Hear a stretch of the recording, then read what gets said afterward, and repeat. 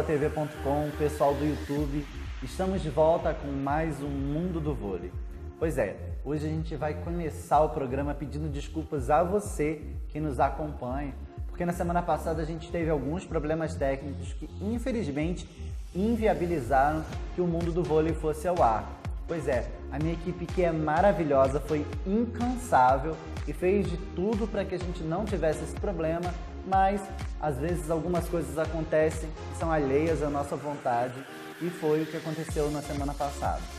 Mas pedimos desculpas a vocês e já afirmo que hoje a gente vai fazer de tudo para que o programa seja ainda melhor, para que a gente traga todas as informações que têm acontecido no mundo do vôlei, em especial na Superliga, e que você fique a par de tudo que tem acontecido e ainda tá para acontecer, porque a gente tem umas novidades bastante interessantes.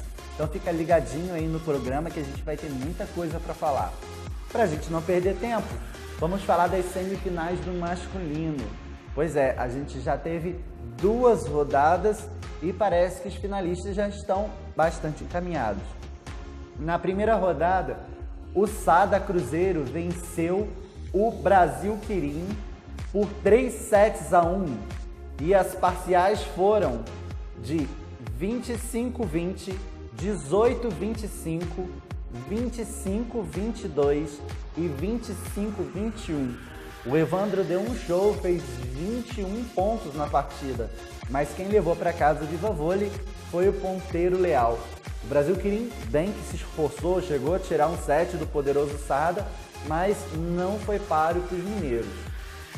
Na outra partida, muita confusão, a partida foi polêmica, teve um grande bate-boca entre o Murilo e o Lucarelli, algo meio que impensável, porque os dois são amigos de seleção brasileira, mas no calor do jogo, muita polêmica, que não tirou o brilho do Taubaté, que fez 3-0, 3-0 apertados, mas fez 3-0, com parciais de 25-20, 25-22 e 25-21.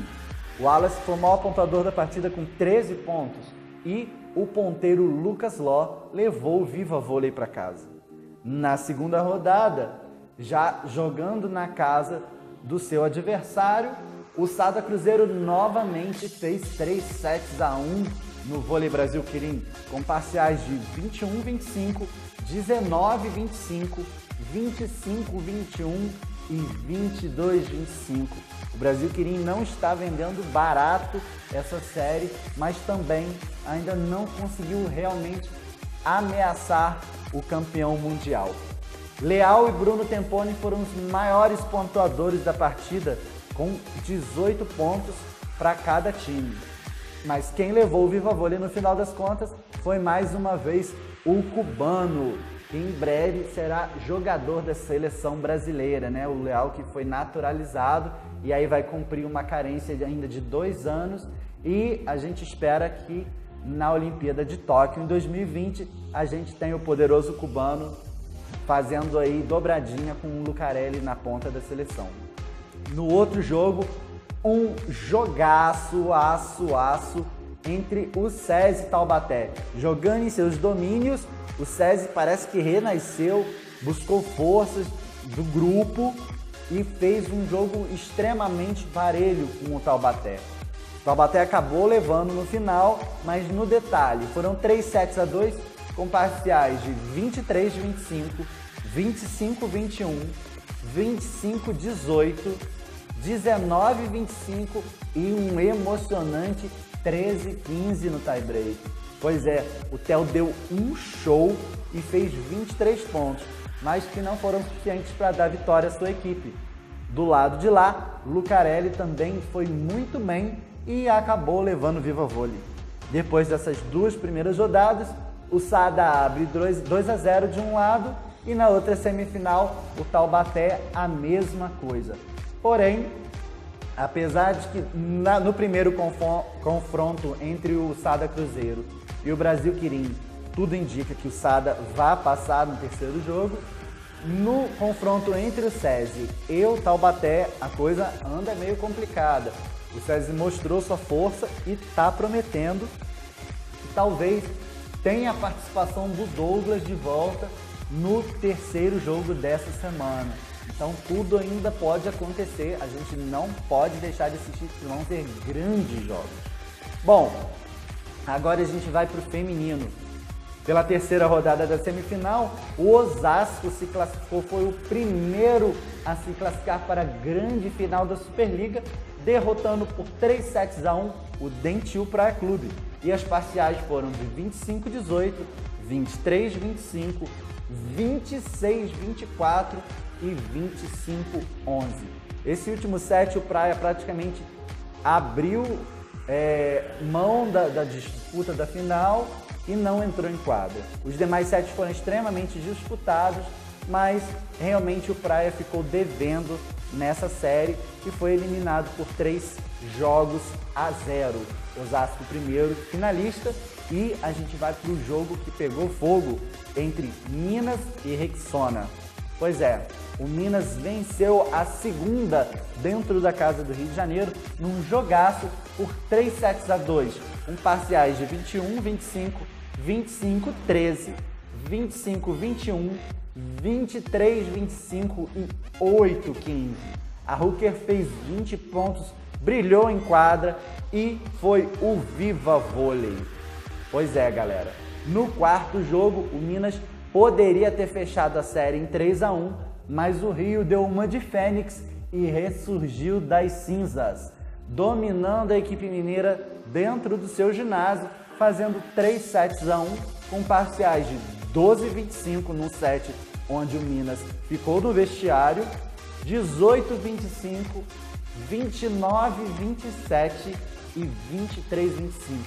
Foi um jogo de praticamente 2 sets. Os 2 primeiros o Minas não apareceu e os 2 últimos sets foram extremamente disputados, definidos ali no detalhe.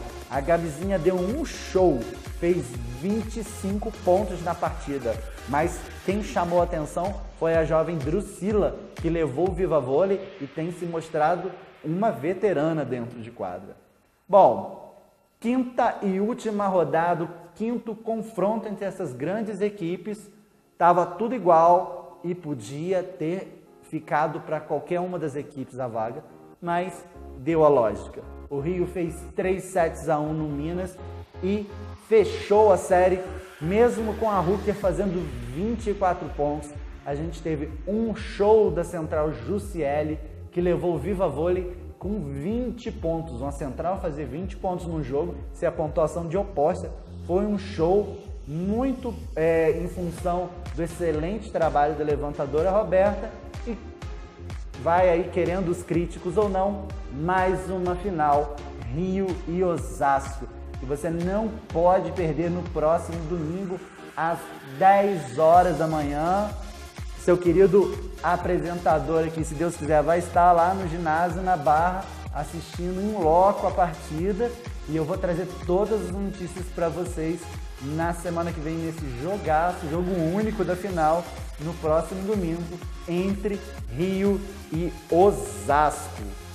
Bom, mais uma vez, a gente só está falando de feras em quadra, então a gente vai aprender um pouquinho mais sobre uma outra grande fera no Personalidades do Vôlei.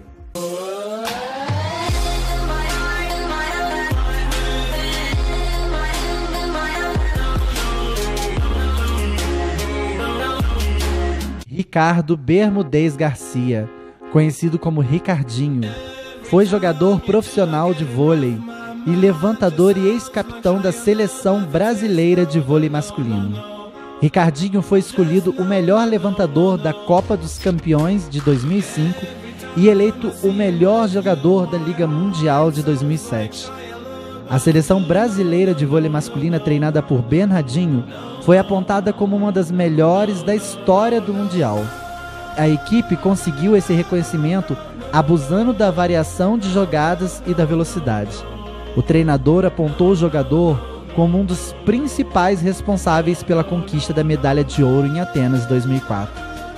O ex-levantador da seleção brasileira, William, apontou o Ricardinho como um dos responsáveis pelas conquistas do vôlei brasileiro.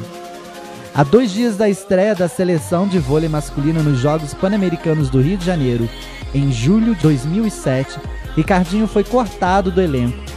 Bruninho foi escalado para a vaga do ex-capitão e Marcelinho tornou-se o levantador titular. A seleção conquistou invicta a medalha de ouro e a equipe fez uma homenagem a Ricardinho no pódio. Em 14 de agosto de 2007, Ricardinho lançou sua autobiografia, intitulada Levantando a Vida, a história de um campeão chamado Ricardinho, escrita pelo jornalista Luiz Carlos Ramos, ex-editor de esportes do jornal O Estado de São Paulo. Os principais títulos de Ricardinho foram a medalha de ouro nos Jogos Olímpicos de Atenas em 2004, 6 medalhas de ouro na Liga Mundial 2001, 2003, 2004, 2005, 2006 e 2007, 2 medalhas de ouro no Campeonato Mundial 2002 e 2006 e os títulos 4 vezes campeão sul-americano, 3 vezes campeão da Copa América, 2 vezes campeão da Copa dos Campeões e campeão da Copa do Mundo. Ricardinho é considerado até hoje, por muitos, o maior levantador de todos os tempos no Brasil.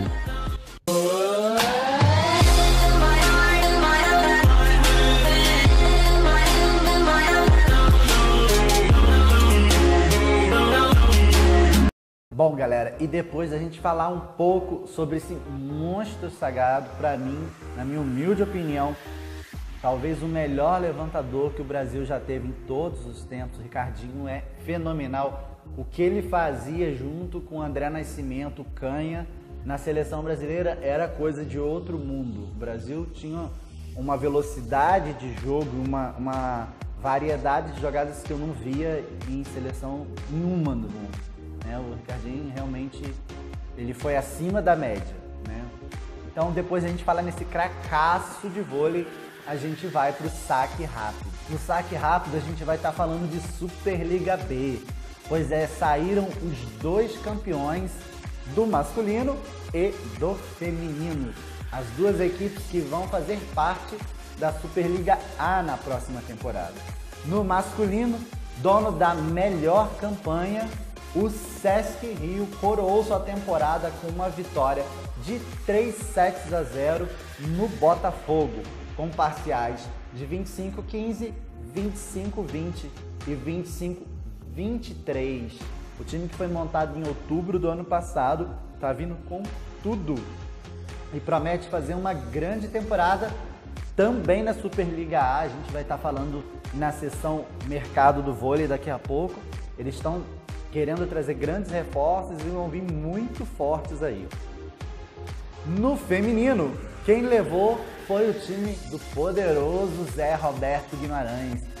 O Rinodê Barueri venceu sem a menor dificuldade o clube curitibano, também por 3-0, com parciais de 25-10, 25-11 e 25-20. Pois é, o curitibano que tinha aí no banco o ex-jogador Jorge Edson, foi atleta do Zé Roberto, né, numa das coincidências da vida, né? Tinha também a ex-central da seleção brasileira Valesquinha, não foi páreo para o time do Zé Roberto, que também tem algumas jogadoras com passagem pela seleção brasileira, como os casos da Érica e da Suelen. O Rinodê foi muito mais forte e faturou isso aí. O Barueri também pretende vir forte para a Superliga A, apesar do Zé Roberto dizer que num primeiro momento não deverá ter forças para bater de frente com potências como Rio de Janeiro, Osasco, Praia e Minas.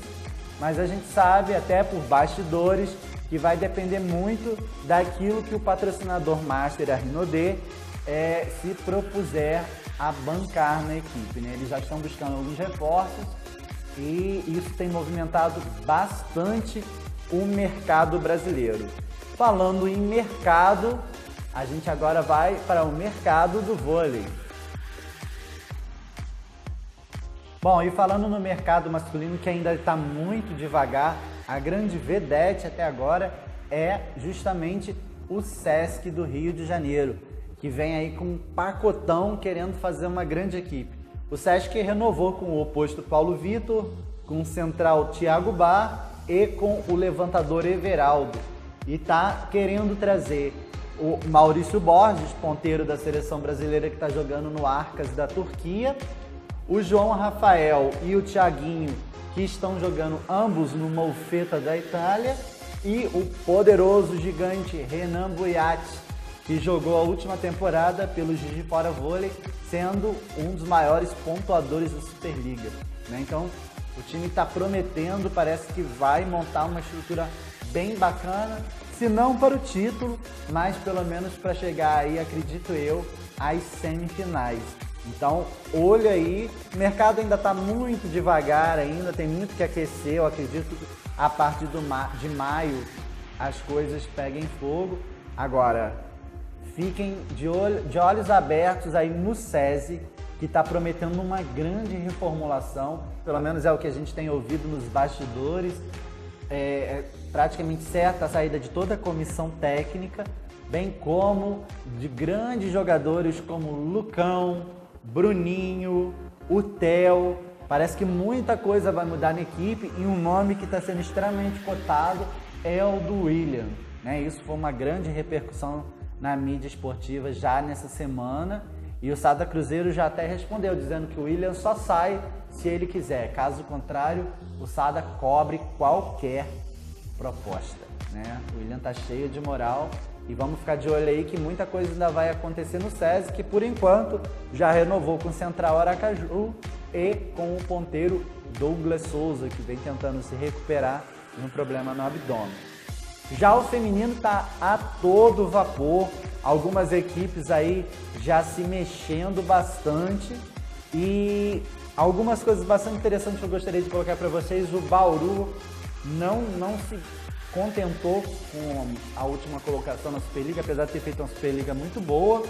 Deve dispensar a Mari, que não convenceu na equipe, né? A própria ponteira Taizinha, que veio como sensação, também não vai ficar. E já renovou com as centrais Angélica e Valquíria, com a promissora levantadora Juma, a oposta Bruno Honório, a espetacular líbero Brenda Castillo. Liberou também a ponteira dominicana Rivera, que não fez uma boa temporada. E aí trouxe a grande aposta do Marcos Kivieck, que é a ponteira oposta Martini, de 2 metros. É isso aí, galera, 2 metros. E a gigante que está jogando na Itália, no Busto Arsísio, já está fechadinho. E vem aí reforçar a equipe, que ainda está lutando por mais uma grande ponteira. Ou a Gabizinha de Osasco, ou a Paula Pequeno do Brasília. Então o Bauru virá muito forte nessa temporada. A ponteira Michele do Praia Clube está sendo pretendida pelo Fluminense. Fluminense que já renovou com as centrais Lara Nobre e Letícia Rage, já renovou com a aposta Renatinha, com o Sassá, que pode voltar a ser líbero, e trouxe a Fernanda do Brasília e a central Larissa Longra, também do Brasília. Algumas outras equipes ainda se reforçando, se mexendo, mas eu acho que a grande novidade, sim, o grande buchicho hoje no mercado é realmente o Praia Clube. O Praia fez uma campanha decepcionante e está tentando montar aí novamente uma super equipe e, pelo que eu tô vendo, vai vir para lutar pelo título. Já fechou com Fernanda Garay.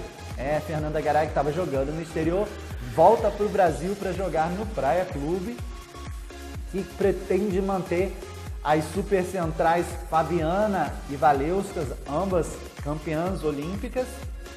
Dispensou a líbero Tássia e trouxe a líbero Suelen, que estava jogando na Itália nessa temporada. Agora, pasmem para as próximas contratações que o Praia está vislumbrando. O Praia quer trazer dois grandes nomes que fizeram o Minas voar esse ano. Primeiro, o técnico Paulo Coco pode ser o novo técnico da equipe. O Paulo Coco, que é assistente técnico da seleção brasileira, pode vir a assumir o Praia Clube e com ele, pasmem, a grande aposta do Praia Clube, Destiny Hooker, uma das grandes atletas dessa temporada, deve sair do Minas e pode se transferir para o arquirrival Praia Clube. E aí, galera, segurem o Praia, porque vai ser um timaço, timaço mesmo.